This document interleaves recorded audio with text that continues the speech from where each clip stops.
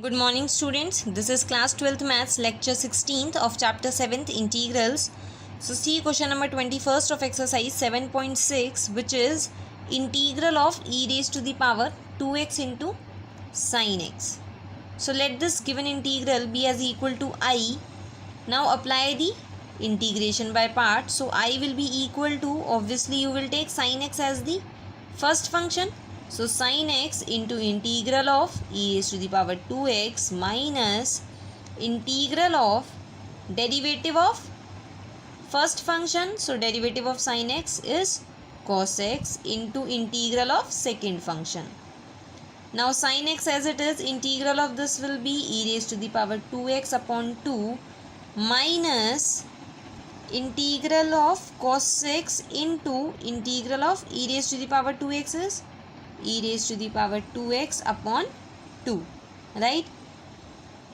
Now this will be, this will be 2 here.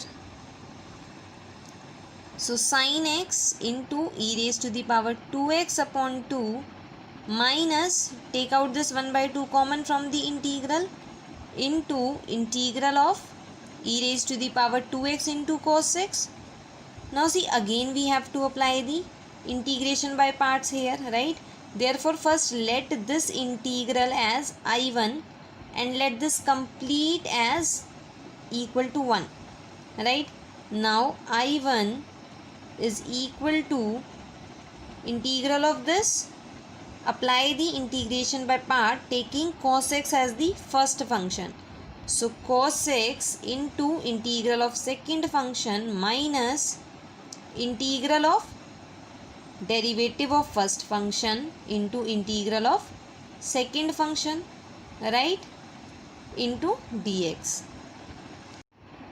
Now cos x as it is, integral of e raised to the power 2x is e raised to the power 2x by 2 plus integral of, here it is minus, but derivative of cos x is minus sin x, right? Therefore this will become plus sin x, and integral of e raised to the power 2x is e raised to the power 2x upon 2 plus c.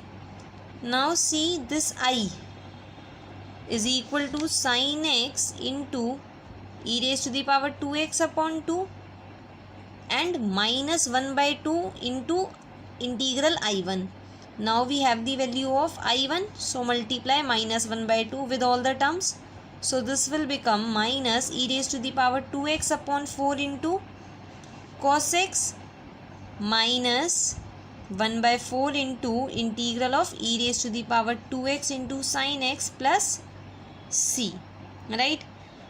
Now we will not again apply the integration by parts here, because this is the original integral given in the question, which we let as equal to I. So now I is equal to these two terms as it is, minus 1 by 4 into I plus c. Now take this minus 1 by 4 I on this side, so you will get 5 by 4 I equal to e raised to the power 2x upon 2, taking common from both of these terms. In the bracket you will get sin x minus cos x by 2 plus c. So I will be equal to 4 by 5 into this complete term, which will you get as this, right? Now question number 22nd is integral of sin inverse 2x upon 1 plus x square. Now see, to solve this integral we have to take 1 as the second function if we apply the integration by parts, right? But applying direct integration by part in this function, then you have to find the derivative of this, which will be difficult to solve. Rather than this, first of all we will simplify this function and then we will apply the formulas of integration, right, whichever required. Now so let x as equal to tan theta. Now see, why I have used an x as equal to tan theta, because here it is 1 plus x square. If it is 1 minus x square, then we can use either sin theta or cos theta, because we know 1 minus sin square theta value and the value of 1 minus cos square theta. Now because here it is plus, that is why I have used tan theta, because we know the value of 1 plus tan square theta, which is secant squared theta, and this 2x will become 2 tan theta, right? Now 2 into this tan theta can be written as sin theta by cos theta into the secant square theta will be cos square theta in the numerator. So cancel out 1 cos theta, you will get 2 sin theta into cos theta, which is equal to sin 2 theta, right? Now the given function will become sin inverse sin 2 theta, and this is equal to 2 theta. This you will study in chapter number 2, that sin inverse sin x is equal to x. So this is equal to 2 theta, and theta will be equal to tan inverse x. So you will get 2 into tan inverse x. And yesterday I told you how to solve the integral of tan inverse x, right? Now you can easily solve the integral by yourself. Now the next topic is definite integral. So see, what is a definite integral? It is denoted by integral of fx from a to b, where this a is known as the lower limit of the integral and this b is known as the upper limit of the integral, right? So this is how we denote the definite integral of fx from a to b. What it actually means is that this is equal to the area of the region bounded by the curve fx in the interval a to b, right?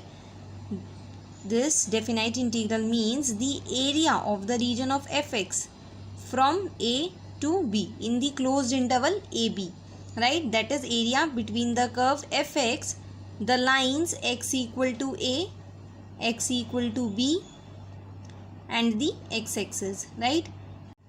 Here it is assumed that fx is greater than 0 for all x belongs to the interval a to b, right? Now see, this gives the theorem that let f be a continuous function defined on the closed interval a to b. This function fx should be continuous in this interval and the capital F be the antiderivative of f. Then the value of this definite integral is equal to the f of b minus f of a. That is, first of all put b, that is the upper limit in the function fx, minus the lower limit in the function fx, right? That is f of b minus f of a. This is how we solve the definite integral. Now you can see here in the definite integral I have not used c, the constant of integration, right? That is why value of the definite integral is unique, because in indefinite integral for different values of c we can get different integrals, right? But here you will get a particular value f of b minus f of a, right? Therefore value of the definite integral is unique. Now second is the function f which you are integrating should be continuous and well defined in the interval a to b, right? Now see how to solve this. You already know how to solve the integrals. So integral of x square from 2 to 3 will be, integral of x square is x cube by 3 from 2 to 3. Now first of all put 3 in this function, so it will become 3 cube by 3 minus, now put the lower limit in the function, so 2 cube upon 3, so you will get the answer as 19 by 3, right? Now second part is integral of x upon x plus 1 into x plus 2 from 1 to 2. So first of all find out the integral of this function. So this function can be written as by partial fraction a upon x plus 1 plus b upon x plus 2. Now take LCM and after comparing the coefficients you will get the value of a as minus 1 and the value of b as 2. So in place of now this function, write down minus 1 upon x plus 1 plus 2 upon x plus 2.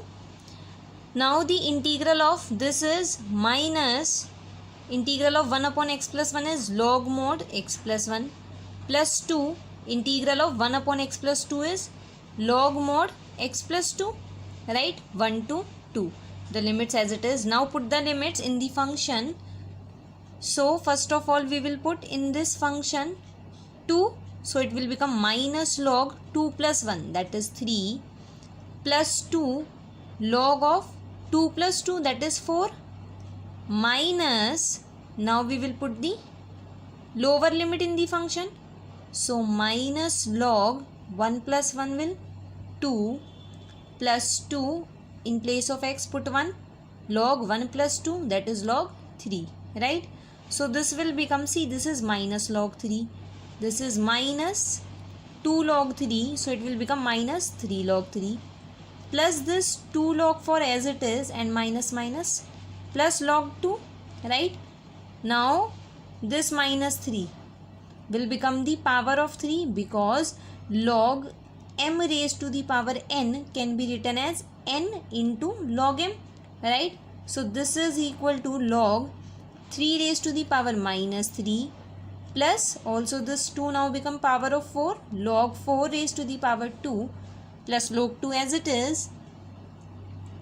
Now this is equal to log 3 raised to the power minus 3 is 1 by 27, plus log 16, plus log 2. Now these, now you know log m plus log n is equal to log m into n.